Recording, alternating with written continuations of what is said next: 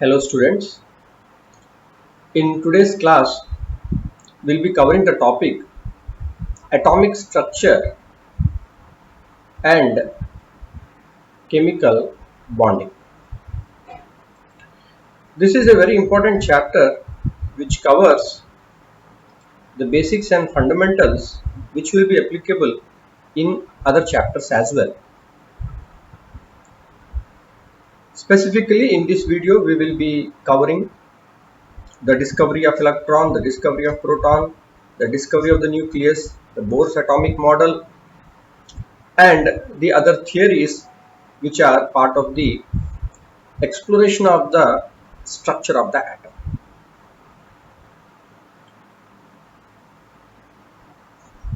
Since time immemorial, scientists have been fascinated by the question, how do we describe matter? How do we describe matter? What is matter made up of? What are the constituent particles in a matter?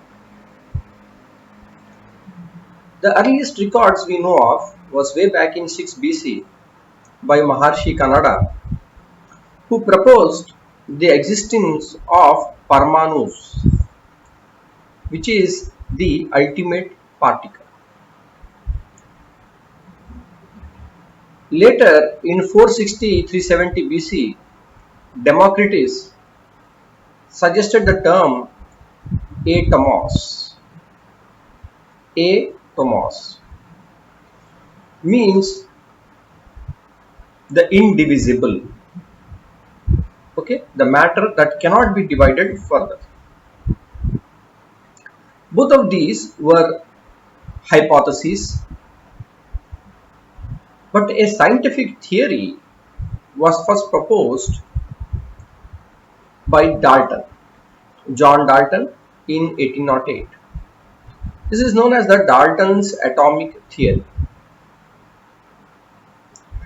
What Dalton suggested was that matter consists of very small and indivisible particles called atoms. Okay, so atoms are very small and they are indivisible. Okay, similar to what Democritus and others before him have suggested. The next point is atoms can neither be created nor destroyed. This is similar to the law of conservation of mass, which was proved by Lavoisier, and it is used for balancing the chemical equations, right? The same concept here Dalton applied to atoms, and it says that atoms can neither be created nor destroyed. Next, the atoms of an element are alike in all respects, but they differ from the atoms of other elements. It means if we consider carbon dioxide, there are two elements, carbon and oxygen. All the atoms of the carbon will be similar, all the atoms of oxygen will be similar, and the chemical and physical properties of carbon and oxygen will not match, they will be different. Okay, atoms of an element combine in small numbers to form molecules. Okay, that is like carbon dioxide, water, and similarly many other compounds. In those days, what they observed was that atoms of an element combine in small numbers, okay, to form the molecules. These are molecules.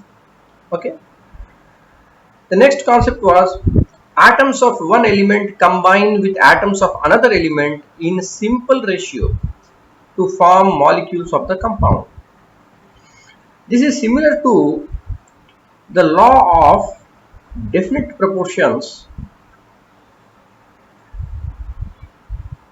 that was suggested by Lavoisier. Correct. So basically Dalton has included the various laws and theories that were available at the time and combined them with his own scientific observations to suggest the Dalton's atomic theory. So the number 5 is the atoms of one element combined with the atoms of another element in a simple ratio to form molecules of a compound is nothing but the law of constant proportions by Lavoisier. Next, atoms are the smallest units of matter that can take part in a chemical reaction. Okay. So in this way, there are the different points that Dalton suggested in his atomic theory. Even today, generally speaking, most of these points are correct, but there have been some exceptions. Okay, there have been some exceptions, but in general, most of them even stand true today.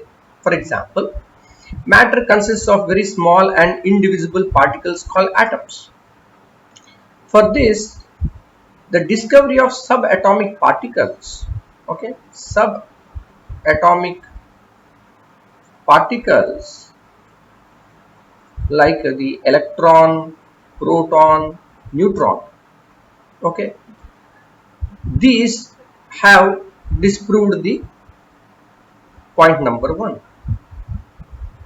Atoms can neither be created nor destroyed. Now we know that radioactivity, okay, which may include either fission or fusion kind of reaction, can result in the formation of or destruction of an atom. Okay, atoms of an element are alike with all respects, but they differ from the from the other elements. Okay, but we know today that they are isotopes. Okay, what are isotopes? Isotopes, as we will see in our future classes, the same element can have multiple isotopes which are differing in their mass. Okay, so therefore their properties are changing. Okay, so therefore this is an exception to point number 3. Atoms of an element combine in small numbers to form molecules. Exception to this is long polymers, okay, particularly of the carbon compounds, of the organic compounds. Okay, there are long polymers like plastics, like carbohydrates, cellulose, so on. Atoms of one element combine with another in the form of simple ratios. Okay, this is a law. Okay, the law stands even correct today.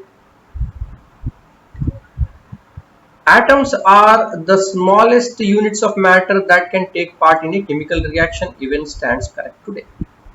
Okay, so we move on from the Dalton's atomic theory because of the discovery of subatomic particles. Okay, the discovery of subatomic particles told us that there is something that is even smaller than an atom. Okay, so therefore this picture here represents what is the Dalton's vision of an atom. How does an atom look like? It looks like an indivisible sphere, a solid structure. Okay, so before we move on to the discovery of electrons, protons and the nucleus, let us see what is the definition of an element and an atom first. What is an element? An element is a pure substance that can neither be formed from nor decomposed into simple substances by ordinary physical or chemical methods. Means There are innumerable types of substances on this universe.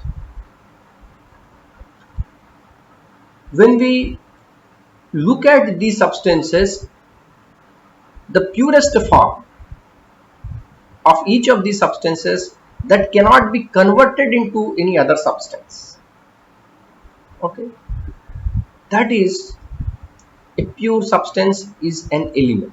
For example, carbon is an element, that is a pure carbon, that is a pure oxygen element. Each of these, just in the periodic table we will be seeing in the next chapter, there is the classification of elements. These are, each of them are elements. There are number of elements which are pure in nature. Okay, what are atoms? Atoms are the smallest particle of that element. Okay, they exhibit all the properties of that element.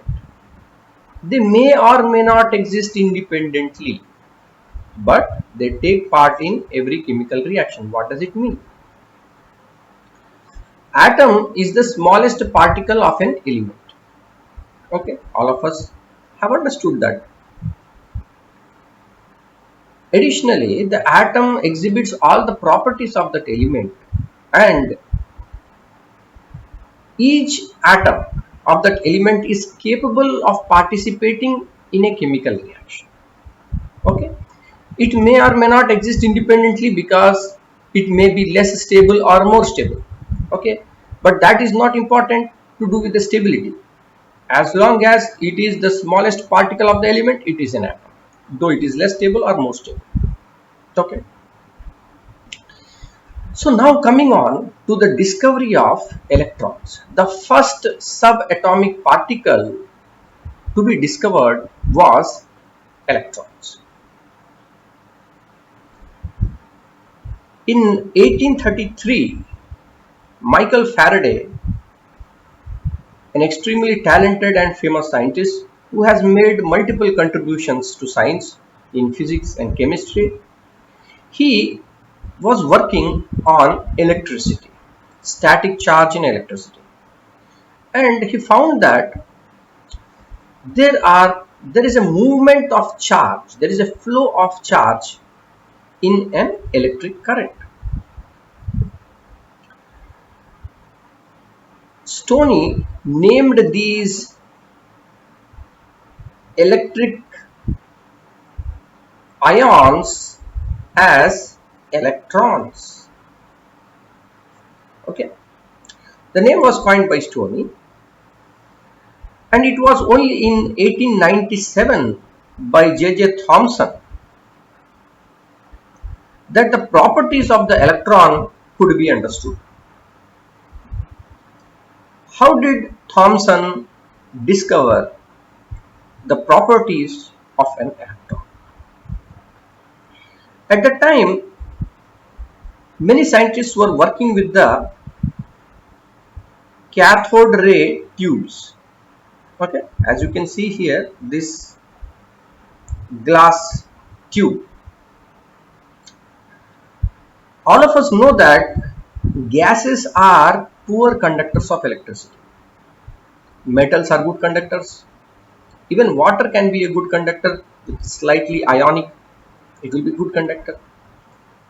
But gases, all of us know, electricity cannot flow in air. Okay, gases are poor conductors of electricity.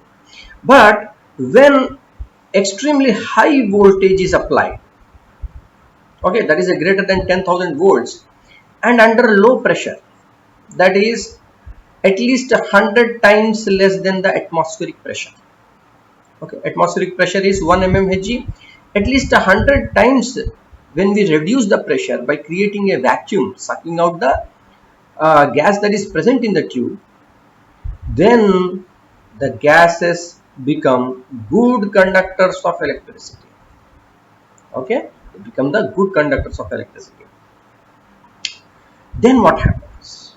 Then we observe the formation of cathode rays. Okay, so what are cathode rays? These are a stream of electrons that are moving from the cathode in a discharge tube. We will see what it means. In the video here, we are observing that there is a greenish yellow flow of rays that are moving from one end to the other end. Okay, this part here is the cathode. Okay, and here the rays are being generated, and inside this tube there is a very low pressure, that is less than 0.01 mmHg, and the voltage that is applied from here is in excess of 10,000 volts. Okay, and then we see that kind of yellowish green fluorescent rays that are moving from one direction to another. They were moving more or less in a straight line, but when we provide a magnet, they were moving towards the upper end or towards the lower. This is the model of the cathode ray tube. Okay, this is the cathode ray tube or discharge tube that was used by J.J. Thomson, and this is the schematic of how the experiment was performed. So let us try to understand how the cathode rays are produced. What are cathode rays? So when we connect this apparatus to a battery, okay, so the negative end of the battery is called the cathode, okay, and the positive end of the battery is the anode. Okay, so C for cathode, here we have the cathode and here is the anode. Okay, so what happens when high voltage is applied, that is greater than 10,000 volts, and under low atmospheric pressure, rays are generated which move from the cathode towards the anode. Okay, so the the greenish yellow fluorescence that we saw here, those rays are produced. That where are they generating from? They are generating from the cathode and they move towards the anode.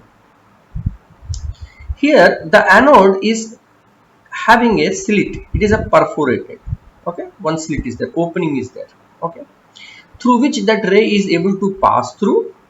After that there is a earthing, okay, so that whatever extra charge that is going here and there for safety purposes, that is attached to the ground, okay, and this ray passes through both these in a straight line. Here there is another setup where an electrical field is applied on this rays. Okay, so here what we saw was that the battery was used for applying the heavy voltage in order to produce the cathode rays, and here in this region the voltage is applied to deviate or study the nature of these cathode rays. So what happens when electrical field is applied? These cathode rays, they move towards the anode. Okay, they move towards the positively charged anode. So this gives us an indication that the particles that are there in this cathode ray, they are the negative charge. Because they are the negative charge particles, they are attracted towards the positive charge electrode. Okay, and these deflection or the movement of these cathode rays is also visualized on this phosphorescent coating. Okay, so what are the properties of these cathode rays that Thomson observed? as we have seen here, cathode to anode in straight line, right? The cathode rays, they move from the cathode, okay, move from the cathode to the anode in a straight line. They produce a greenish yellow fluorescence, correct? They are attracted towards the positive field, isn't it? They are attracted towards the positive field, and they deflect from the away from this negative field. X-rays are produced on hitting hard metal like tungsten. Okay, so when they hit hard metals like tungsten, they produce X-rays. That is another property of cathode rays. They are able to penetrate through matter. Okay, because these are made up of negatively charged particles, and as we will see, these are nothing but electrons. Electrons are very small, they can penetrate through matter because they are so tiny. They ionize gases because we are maintaining low pressure. The number of gas molecules is less. Okay, few gas molecules are only there. These gas molecules, when they are hit by these cathode rays, they get ionized. Okay, they get ionized and they form charged ions. The E by M ratio, that is the charge by mass ratio of the cathode ray particle, which is nothing but the electron, is calculated to be 1.76 into 10 to the power of 11 coulomb per kg. Okay, coulomb is the unit for charge and kg for mass. So the E by M ratio was calculated by Thomson. What did he calculate? Charge by mass ratio. Charge by mass ratio. Did he calculate the charge of the electron? No. Did he calculate the mass of the electron? He was able to determine the mass of the electron. But what did he actually determine? He determined what is the charge by mass ratio. How? Because he was changing this electric field. Okay, he was changing the electric field here, and based upon how much deflection that is happening, he was able to deduce what was the charge by mass ratio. And he found that this ratio of charge by mass was independent of the gas or the cathode material that was used. Whether you use hydrogen, whether you use oxygen, you use any other type of gas, you will always get the same charge by mass ratio. Okay, and whatever may be the nature of this electrode, whatever the aluminum or any other material it may be, okay, it may be lithium, aluminum, any other metal it is coated with, that will also always give E by M as 1.76 into 10 to the power of 11 coulomb per kg. Okay, next, they produce shadows of opaque objects and make a light pedal wheel rotate. Means what? The cathode rays have particulate natures. Okay, this was a controversy at the time whether you should consider cathode rays to be particle or wave. Okay, cathode rays are particles or waves, because few scientists believe that because it is not deflected by the gravitation, it must be a wave. Others believe that it was a particle because it has some mass. We are not able to determine the mass exactly at that time. Charge by mass ratio was available. Over some time it was determined, but it was capable of producing shadows, and it was able to make a very lightweight pedal, just like we cycle, right? We cycle, so we pedal the cycle, right? And the cycle goes forward. Similarly, when these rays are hitting a small miniature pedal, it was able to rotate the wheel.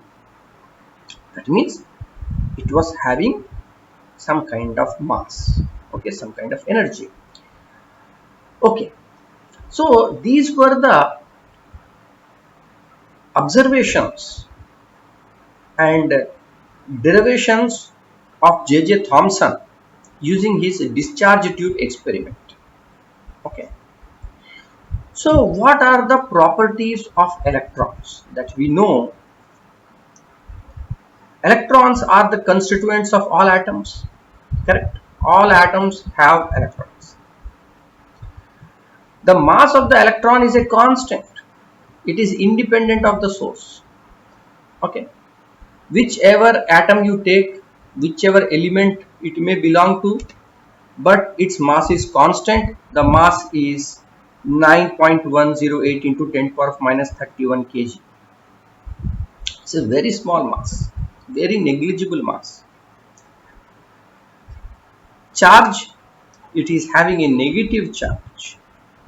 Okay, how much? 1.602 into 10 to the power of 19 coulombs. Coulomb is the unit for charge.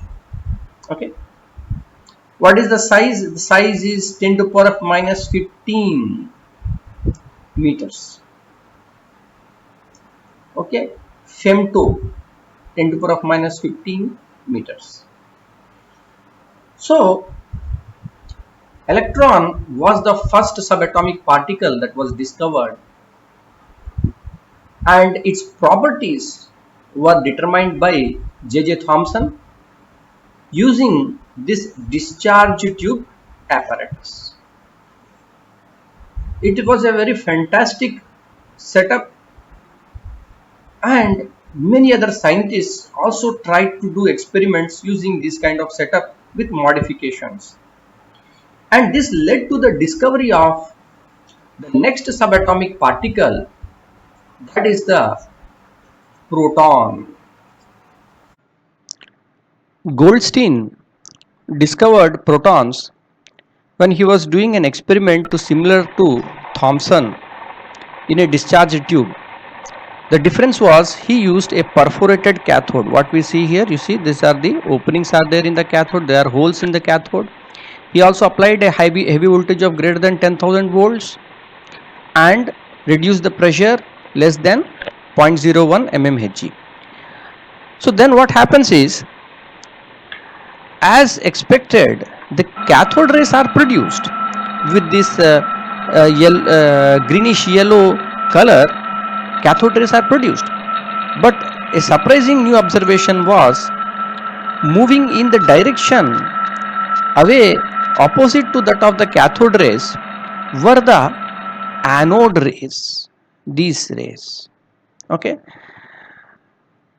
so these are cathode rays and these are moving opposite to that of the cathode rays, and they were known as the anode rays. Okay, or canal rays. Okay, because they seem to be coming out of the canal holes in the cathode. They are also known as the positive rays. So what actually happened is, since a perforated cathode is used, the cathode rays are produced moving towards the anode. Okay, these are nothing but electrons, the negatively charged particles moving. When these electrons are moving towards the anode, they hit some of these gas particles. Okay, and what happens, these gas particles get ionized. Okay, they get ionized, and when they become ionized, they get this positive charge. The positive charge, they move towards the cathode and they move through it. Okay, and that's what we see as these kind of glowing rays. Okay, so what are the properties he observed, Goldstein? He observed that they travel in a straight line. Okay, these positive rays or canal rays or anode rays, they travel in a straight line. They are particulate in nature with mechanical effects. That is, if we put some light pedal, okay, if you put some light pedal, then it is able to move this pedal. Okay, it has particulate nature, it can push, it can produce mechanical effect. They are positively charged particles called protons. So when we apply the electrical field similar to what we saw in Thomson experiment, okay, we put the positive and negative electrode, okay, we put the anode and cathode. Since these are positive particles, they will move towards the negative electrode, that is the cathode. So from this observation it was known that since they are deflected by the positive electrical field, okay, they are positively charged. Okay, they are deflected by the positive electrical field, that is they are repelling here but they are attracting here. The fluorescence on zinc sulfide screen, okay, so here a coating of zinc sulfide, when you add a zinc sulfide screen, it produces some kind of fluorescence when it hits that. So these are some observations. Along with the charge by mass ratio, what he observed was dependent on the gas that was there inside the tube. In the cathode rays, does E by M depend upon the nature of the gas? It does not depend on the nature of the gas, okay, because electrons are same wherever we consider that one. But here the E by M ratio is dependent on the gas.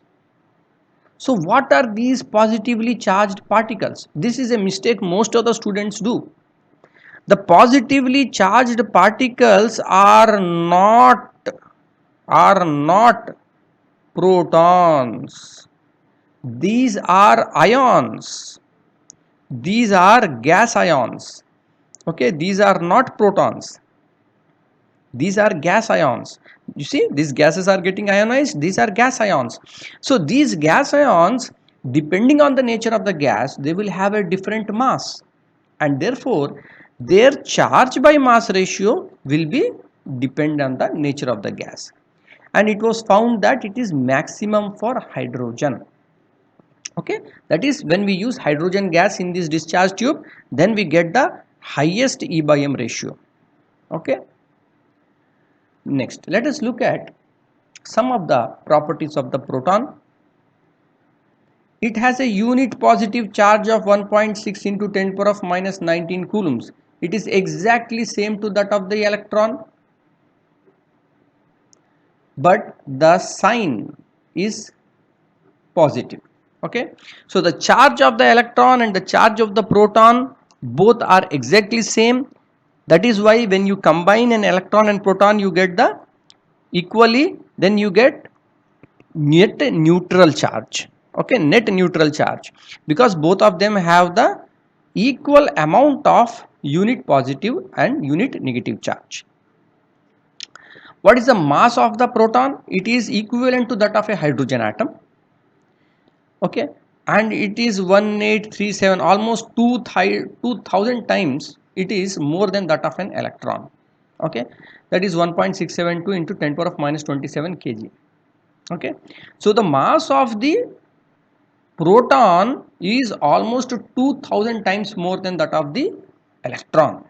Okay, that is important. Protons reside in the nucleus. Okay, so he was able to deduce, Goldstein also, that protons may be residing in the nucleus. So moving on, from the discovery of the proton, how does it change the model of an atom?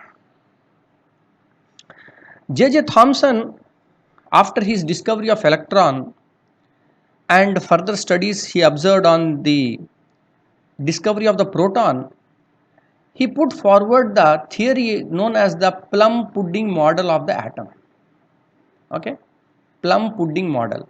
This is a, see, what we call in English, people have the plum pudding. It is a cake in which there is a lot of plum, okay, small resins are there embedded in this one. So what is the model? He suggested that an atom can be considered to be a sphere of uniform positive charge, okay, and electrons are embedded into it.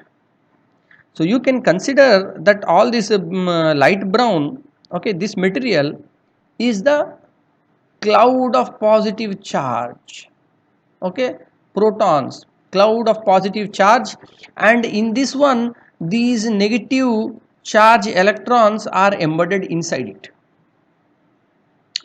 Second thing, he suggested that the total positive charge is equal to total negative charge.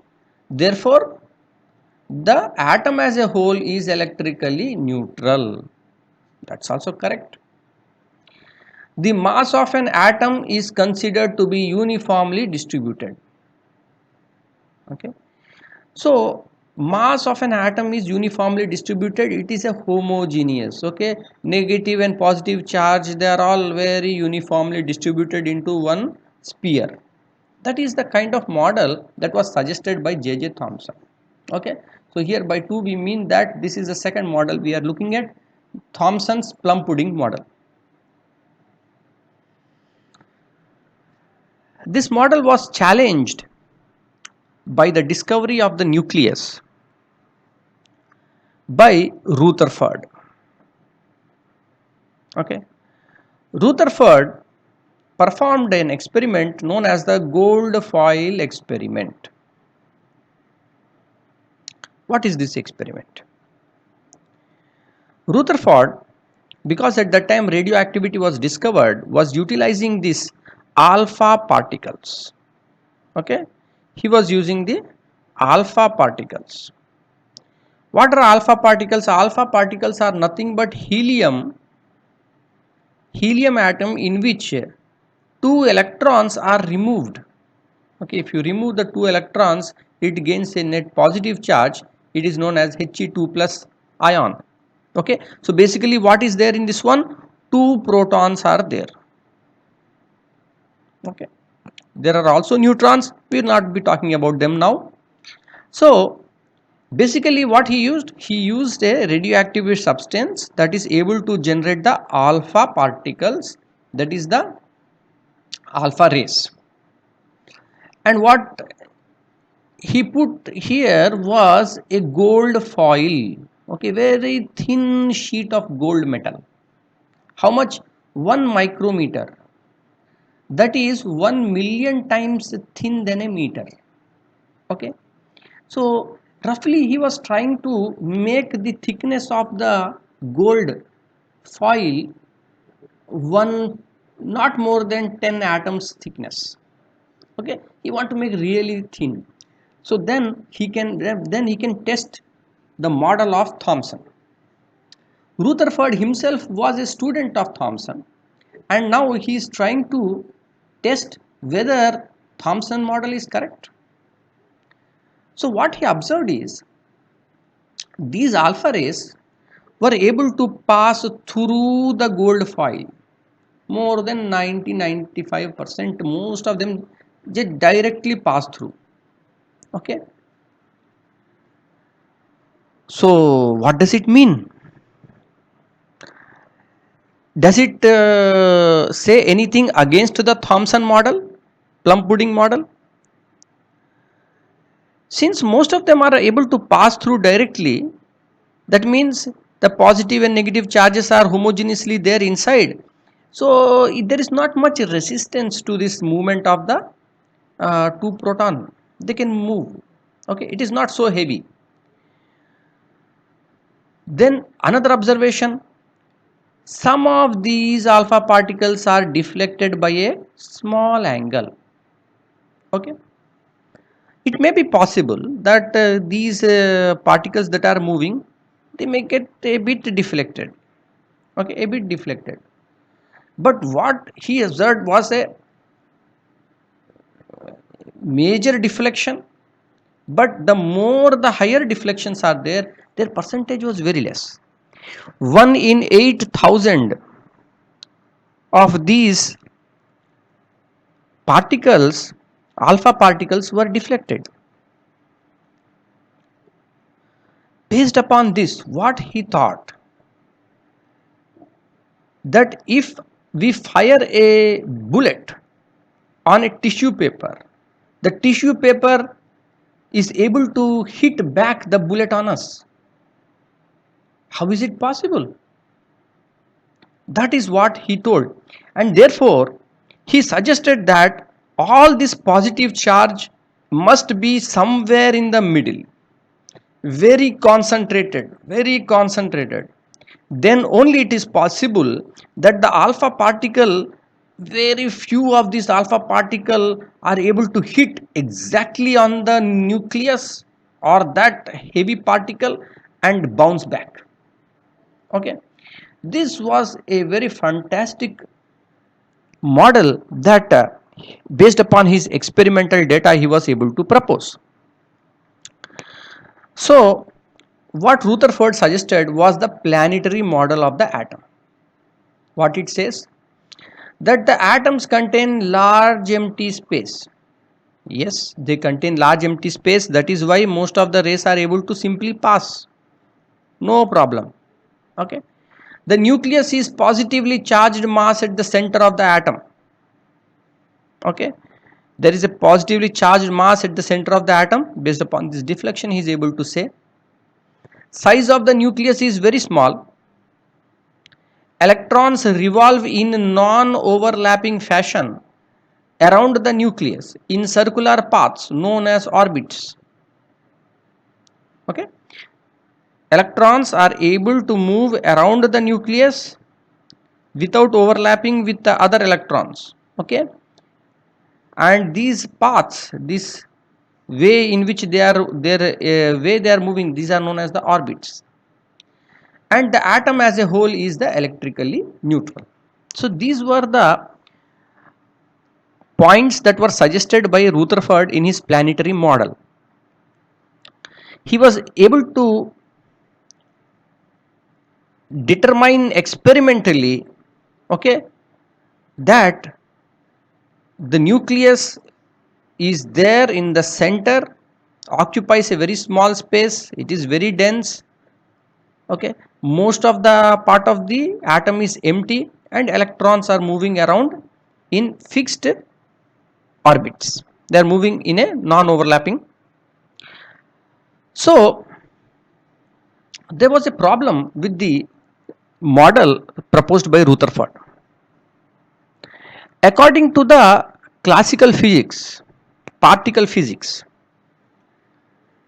if there is a particle like an electron that is revolving around the nucleus or a positive charge, there is a balance of the centrifugal force and the attraction. Since there is a change in direction, because it is a circular motion, there is a angular momentum. Okay, and since there is a change in direction, then because it is a vector quantity, you have to remember, because there is a change in direction, it will be considered as acceleration. It will be considered as an acceleration. So acceleration means there is some loss of energy. It is spending some energy to accelerate. So where is this energy going? The energy is going out in the form of electromagnetic radiation, and because it is losing energy, slowly it will rotate and collapse into this positive charge nucleus. So this was the main criticism, okay, main criticism, that Rutherford was not able to explain the stability of the atom. Okay, stability of the atom was a question mark in the case of Rutherford. From here came the importance of the Bohr's atomic model. Niels Bohr, theoretical physicist, Niels Bohr. So what he did not perform an experiment, but he applied mathematical formula, and he used the quantum mechanics. He did not use the classical mechanics, he used the quantum mechanics. So what is this quantum mechanics? Okay, it's very simple. Quantum means there is a quantity, right? Some quantity is fixed. Fixed quantity. There is a fixed quantity. Okay. So what is fixed quantity? The electron that is moving around the nucleus, it will be very fixed position. It will not change its position. Whichever place it is revolving around the nucleus, that electron revolving around the nucleus contains certain fixed orbits. Very important, fixed orbits. These are known as shells or energy levels.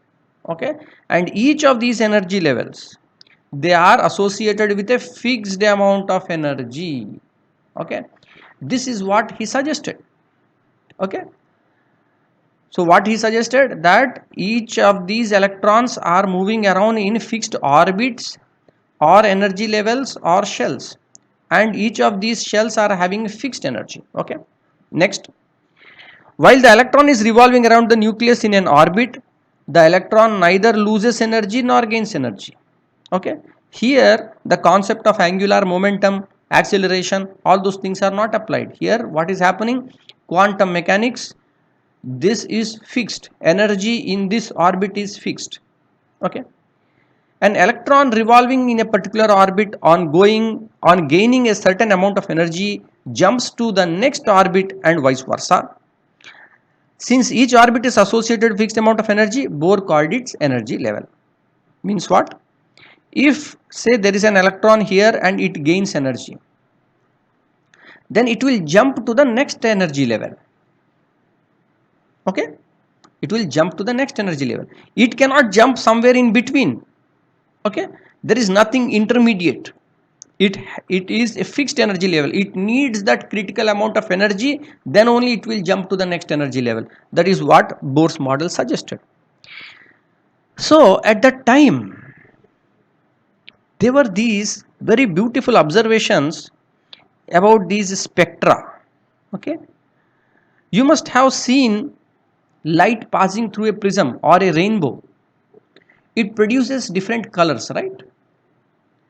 Similarly, we can use a prism to create a rainbow effect. You can split the light into its different colors. So for example, here this is the light from a regular incandescent bulb, and this is from say a LED bulb. Okay, so you are seeing that when we pass through the prism, we see either there are overlapping colors spectra or they are discrete spectra. How do we explain this? This could be explained by Bohr. Okay, this was explained by the Bohr model because he told that there is a specific energy in which it can excite and it can come down again only in the specific energy.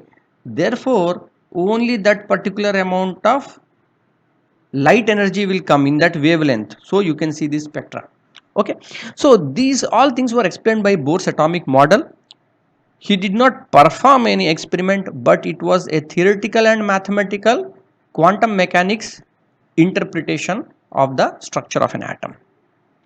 So let us summarize what are the different structures of the atoms we saw today, starting from the Dalton's model, okay, which is solid sphere, cannot be divided further.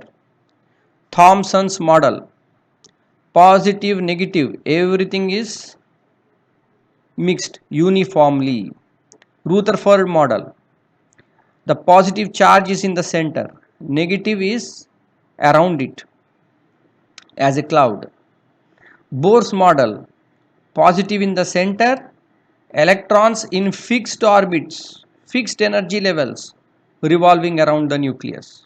Okay, and what we are not having in the syllabus but what is being followed these days is the quantum mechanics model.